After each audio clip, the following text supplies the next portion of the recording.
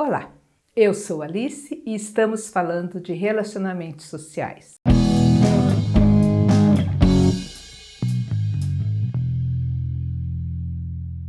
Esses dias foram divulgados em vários meios jornalísticos, nas mídias sociais, no Facebook, uma ação do padre Júlio Lancelotti quebrando pedras embaixo do viaduto. E tanto a reportagem quanto as postagens que foram feitas nos convidavam a pensar nesses lugares, né, que são normalmente lugares de esconderijo, de permanência de população em situação de rua e que estão sendo qualificados pela cidade, né, pela prefeitura, pelos órgãos públicos, para evitar a permanência dessas pessoas. Então, são viadutos que são fechados, que são colocados algumas construções de pedaços de pedra, né, para ficar irregular. São bancos que são divididos no meio do banco para evitar que a pessoa deite. Então são várias ações que vão acontecendo pela cidade para evitar que a pessoa permaneça ali. Até aí, né, vale a reflexão, porque realmente temos muitas pessoas em situação de rua, muitas pessoas embaixo de viadutos, nesses esconderijos, né, até para ter uma forma de se proteger das intempéries, do sol, da chuva, do vento, e ficam nesses lugares. O que eu acho estranho, e aí é uma opinião minha, né, Alice, é o enfoque que foi dado a todas essas manifestações, de que é direito das pessoas permanecerem nesses lugares e que estas ações estão cerceando esse direito. Quando eu fui gerente do serviço de abordagem, tinha no viaduto ali na frente do catavento, né, do espaço cultural, um viaduto onde permaneciam muitas pessoas e a gente era sempre acionado para ir fazer abordagem, mas eles não permitiam nem que a gente chegasse perto. E era assim, um buraco mesmo embaixo do viaduto e ficavam muitas pessoas. E aí, passado um tempo, né, a gente estava sempre por ali, foi feita uma ação da polícia naquele local e descobriu-se que embaixo daquele viaduto, na verdade, era um ponto de guarda de droga e de tráfego, além daquelas pessoas que estavam ali. Então, menos que população em situação de rua se abrigando, era um local de tráfego na frente de um espaço cultural frequentado principalmente por crianças e adolescentes. E aí foi fechado o viaduto, foi tirado tudo que tinha ali, foi construído, né, um muro embaixo para evitar que as pessoas entrassem. Com o tempo eles abriram o buraco de novo, quebraram, entrava e saía, mas é muito comum. É comum a gente ver embaixo de viadutos, como teve lá no Mofarrege, né?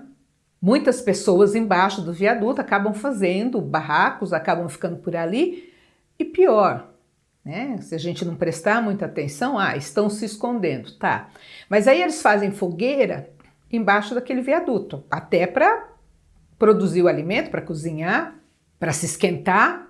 E com o tempo, esse calor que é colocado ali embaixo do viaduto pode danificar a estrutura.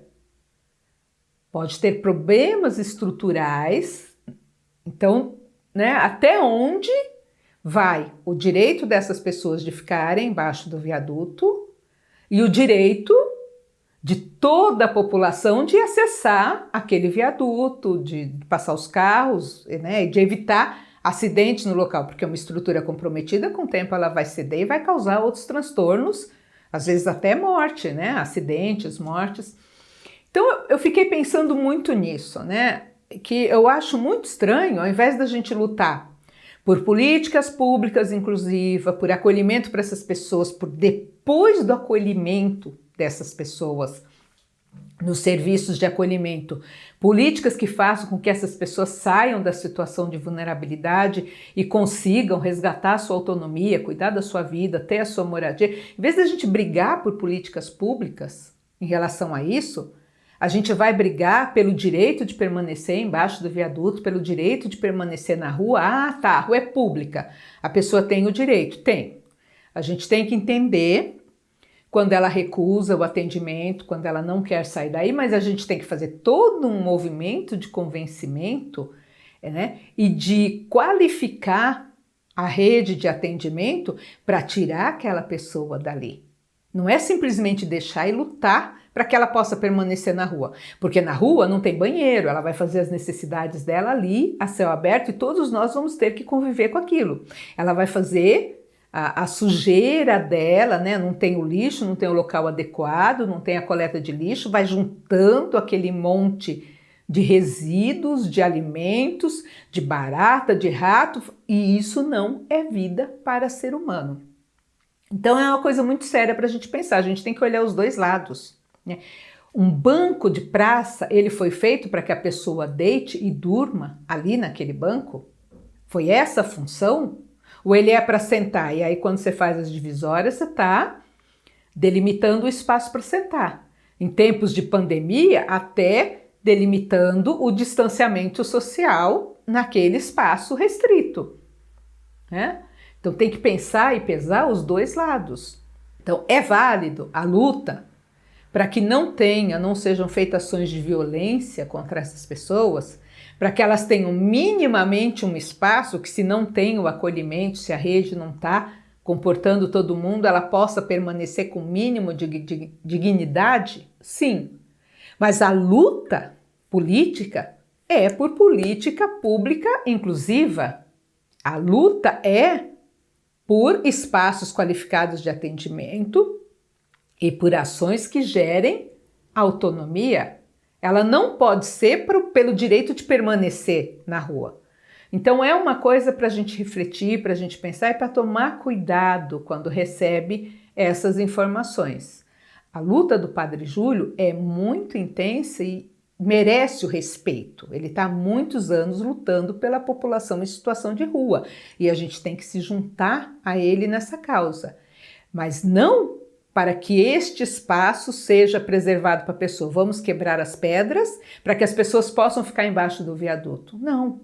Vamos lutar por políticas públicas para que ela não precise ficar embaixo do viaduto, que ela tenha outras alternativas.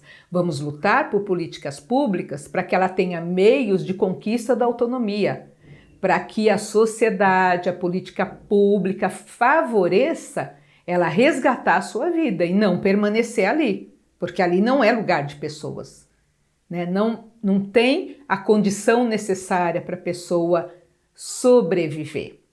Então, é válido as situações emergenciais, você dá a barraca, você dá a comida, você dá o alimento, mas é importantíssimo que a gente reflita e que a gente lute por políticas públicas inclusivas, transformadoras, que façam com que a pessoa saia e tenha a possibilidade de sair daquela situação. Se o problema é doença mental, que ela tenha o atendimento de saúde que ela precisa para recuperar sua saúde, sua autoestima. Se o problema é de depressão, é de dependência, que ela tenha meios para lidar com essas situações e resgatar a sua autonomia, a sua vida. Então essas reportagens me fizeram muito pensar nisso, porque eu acho estranho lutar pela permanência das pessoas em situação de rua. Eu acredito mais em lutar por políticas públicas inclusivas que façam com que ela não precise permanecer na rua, com que ela não fique na rua por não ter outra alternativa, que ela não faça a sua casa embaixo do viaduto, que ela tenha uma moradia digna. Então vamos refletir, né, principalmente quando a gente ouvir essas reportagens, ouvir esses questionamentos, de pensar num todo, numa coisa que resolva, e não no paliativo de quebrar a pedra para que a pessoa possa dormir ali no chão de uma forma que eu considero indigna. Então, eu queria trazer essa reflexão para você, para pensar, e o convite de se juntar a essa causa de refletir e lutar por política pública inclusiva, por meios que deem dignidade à vida da pessoa e não simplesmente a permanência em situação de vulnerabilidade. Por hoje é isso, eu sou Alice, estamos falando de relacionamentos sociais. Até a próxima!